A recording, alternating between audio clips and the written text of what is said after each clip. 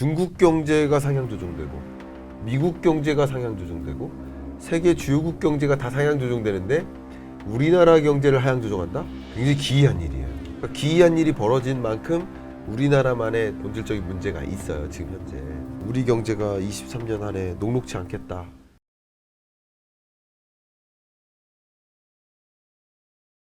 네, 행부 반갑습니다. 오늘 초대석 시간인데요. 정말 감사하게도 김광석 교수님 다시 한번 모시고 또 인사이트 나눠보도록 하겠습니다. 교수님 반갑습니다. 네, 아유 반갑습니다. 그럼 첫째로는 이제 경제 시황적인 측면 좀 여쭙고 싶은데요. 네. 아무래도 최근에 이 금리가 좀 다양한 관심사로 떠오르고 있잖아요. 그럼요. 갑자기 한은에서 금리를 동결을 했는데 네.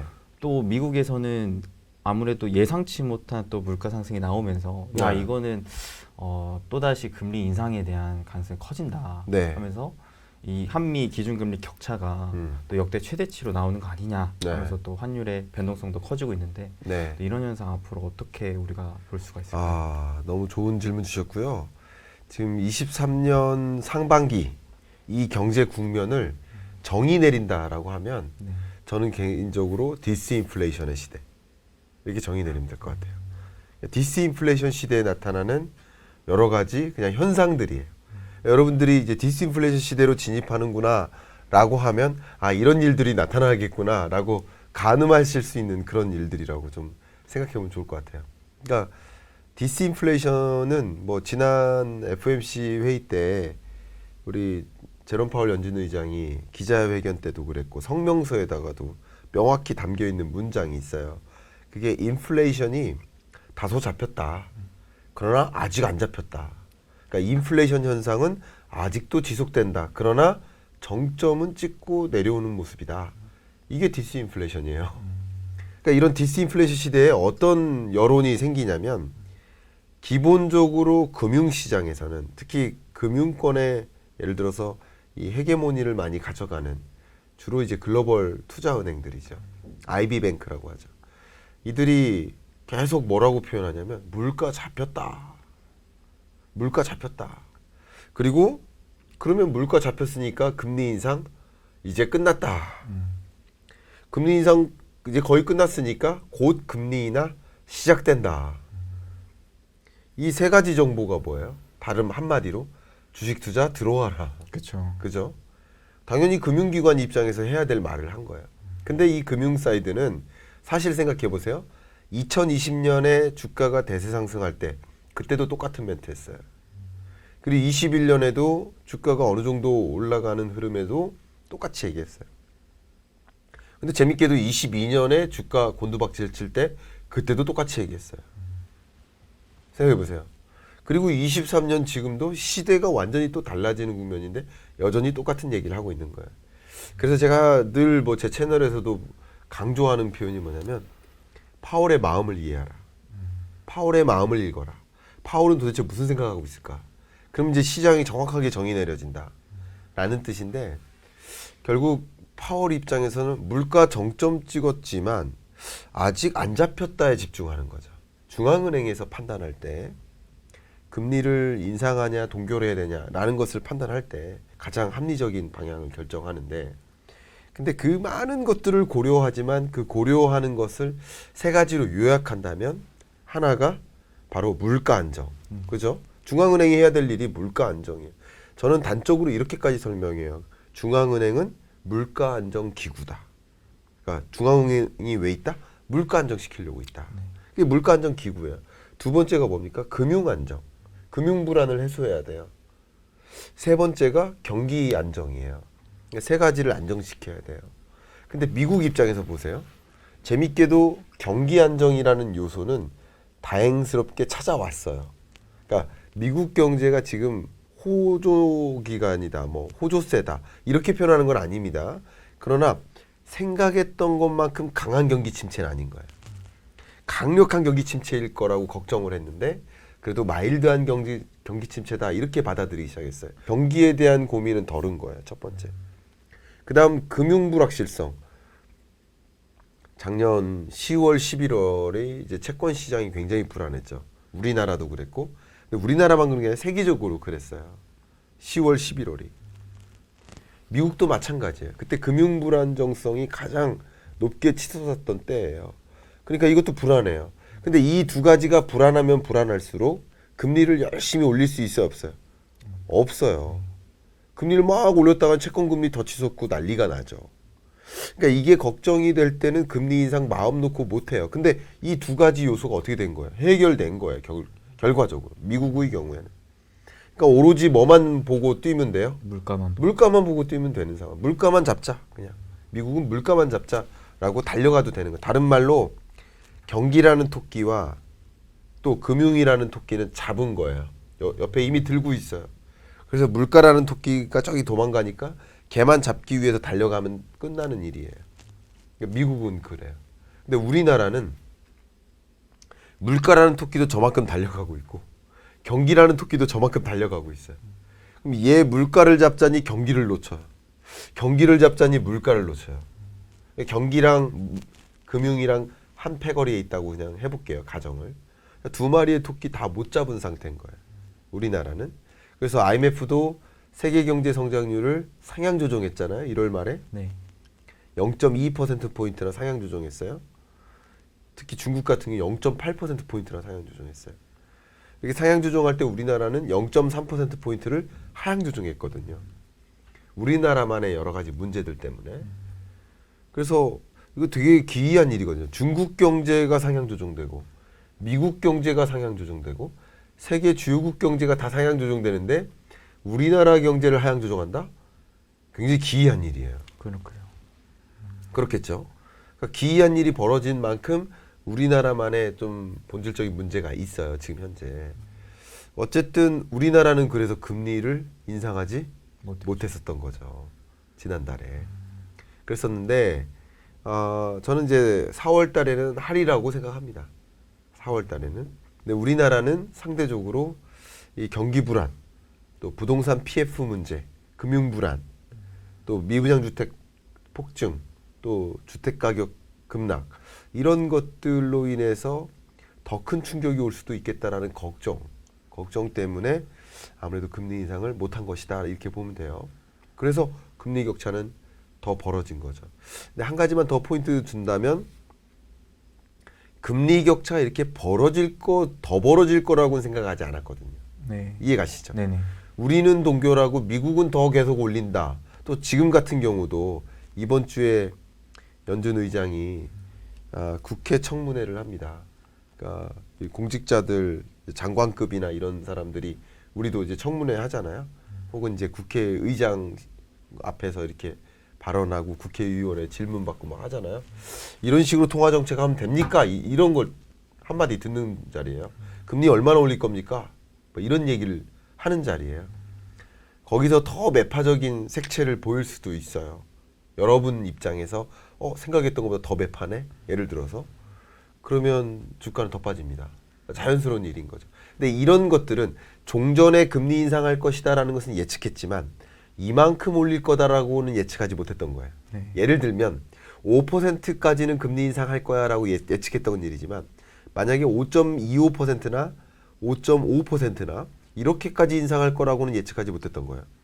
또 예를 들어서 3월 23일 한국 날짜로 3월 23일 날 FOMC 회의 결과가 발표되겠지만 그때도 종전까지만 한 달 전까지만 해도 뭐 베이비 스텝만 할 거야. 아니면 금리 인상 아예 멈출 수도 있어.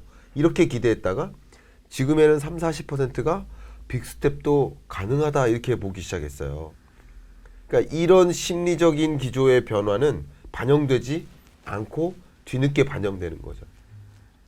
그러니까 주가가 나름 상승하다가 그게 뒤늦게 반영되면서 또 조정되고 또 상승하다 또 조정되고 이런 게 계속 반복되는 이유가 디스인플레이션 시대에 물가에 대한 판단, 금리 인상 기조에 대한 판단 이게 계속 바뀌니까 그런 거예요. 계속. 그래서 이렇게 조정되고 박스권 안에 갇히고 그런 모습이 연출되는 거라고 볼 수 있겠습니다. 심리적으로 그런 것들이 작용되니까 실제 금리 격차가 벌어졌을 때 나타난다기보다는 그 전에 나타나는 게 거의 확실하죠. 네, 교수님 아까 말씀 중에 IMF 전망치가 미국도 상향되고 중국도 상향되는데 우리나라만 하향됐다고 얘기해 주셨잖아요. 네네. 특별한 이유가 있을까요? 뭐 이렇게 전제하면 좋을 것 같아요. 이게 재밌는 게 경제는 이제 사회과학이잖아요. 네. 자연과학이 아니라서 실험을 할 수가 없어요. 근데 자연과학에서는 실험을 한단 말이에요. 그 실험이 보통 이런 거죠. 그 컵 한번 줘보실래요? 네.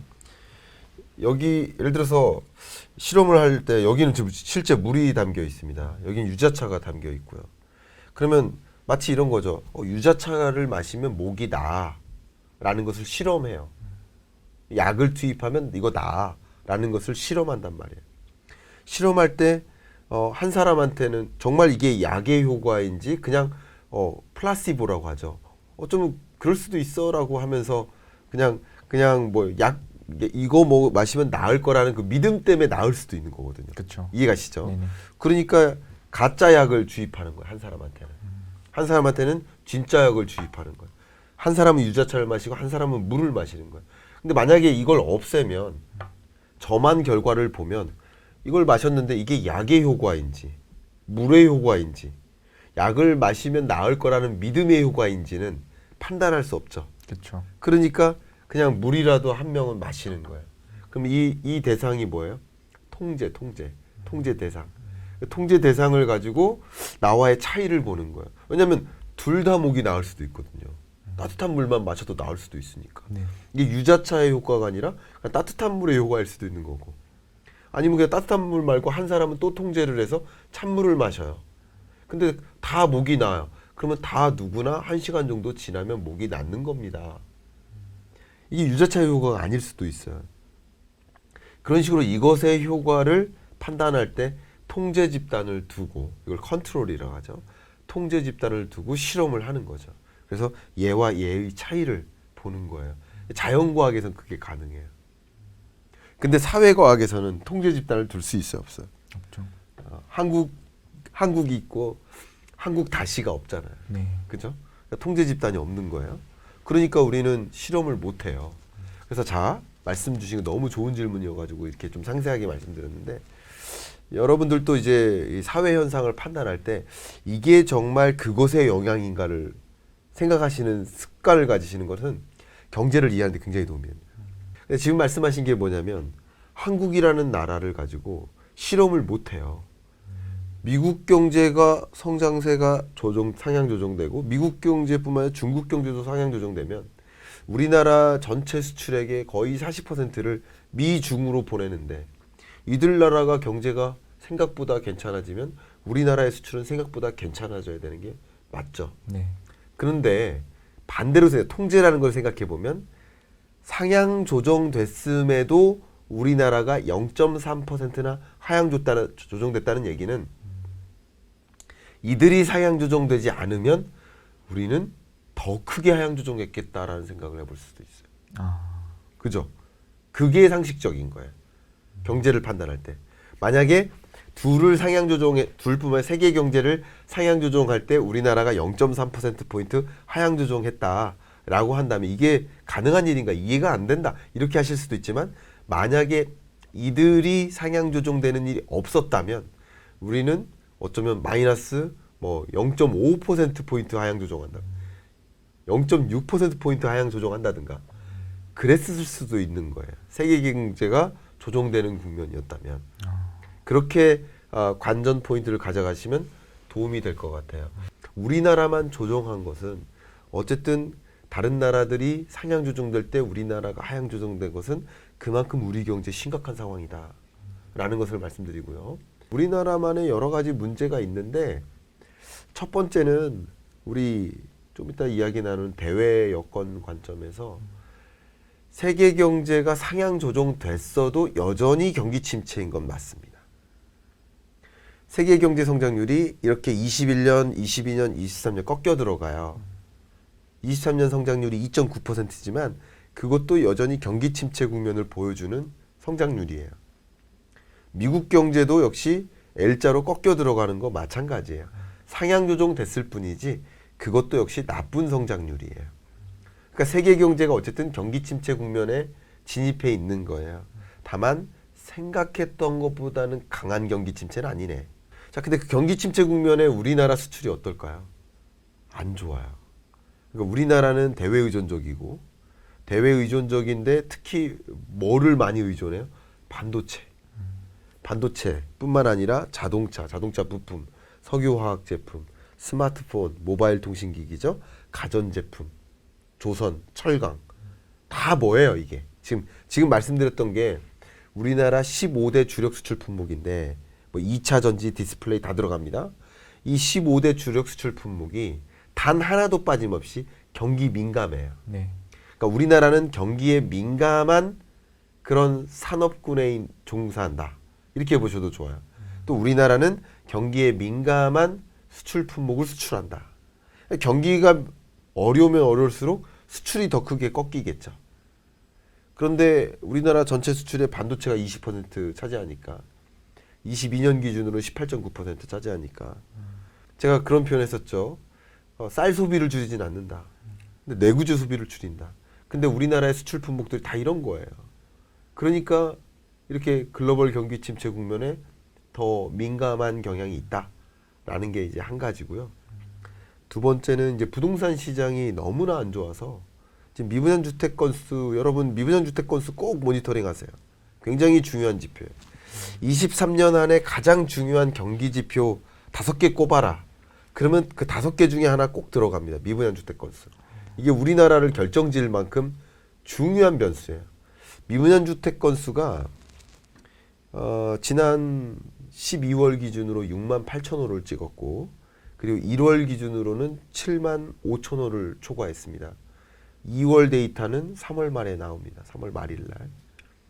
근데 이 미분양 주택 건수가 폭증하잖아요. 근데 그 기준선이 위험선 기준선 이게 한 6만 5천 호 정도 돼요. 그걸 넘어섰어요. 미분양 주택이 계속 쌓이는 거야. 근데 미분양 주택이 쌓이면 무슨 문제가 있을까요? 건설사들이 분양 사업할 때 이거 분양될 거라는 것을 전제하고 돈을 빌리는 거예요. 그리고 분양 다 받으면 여기서 돈 수령해서 이거 갚을게. 그게 PF예요. 건설 산업의 PF 대출.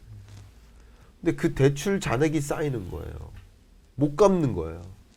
연체율도 늘어나고 부실채권 비율도 늘어나요. 여러분 연체하시잖아요. 연체를 했는데 연체를 3번 연속했다. 그럼 부실채권이에요. 그걸 부실이라고 해요. 근데 부실채권의 개념이 뭐냐면 금융사 입장에서 이거 못 받을 가능성이 높은 돈이다. 이렇게 판단하는 거예요. 그러니까 그런 것들이 늘어나니까 우리 경제가 더 어려워지죠. 그러니까 우리나라만의 문제인 거죠. 이거는. 세계적으로는 이런 문제가 덜한데 그런 관점에서 뭐 우리 경제가 23년 안에 녹록지 않겠다라고 보면 좋겠고 뭐 IMF가 1.7%로 전망했어요. 그리고 기획재정부가 12월에 1.6%로 전망했어요. 그리고 한국은행이 지난달에 1.6%로 또 전망했어요. 그러니까 오히려 IMF보다 더 심각하게 보고 있는 거 우리 내부적으로는. 자칫 잘못했다가는 1.5도 안 돼요. 이건 말 그대로 심각한 경기 침체인 거죠. 이걸 경기 침체라고 한 거고 이렇게 구분 지으면 좀 좋겠습니다. 그렇게 우리는 말 그대로 경기 침체 국면에 놓여 있다. 이렇게 정의하면 도움이 되겠습니다.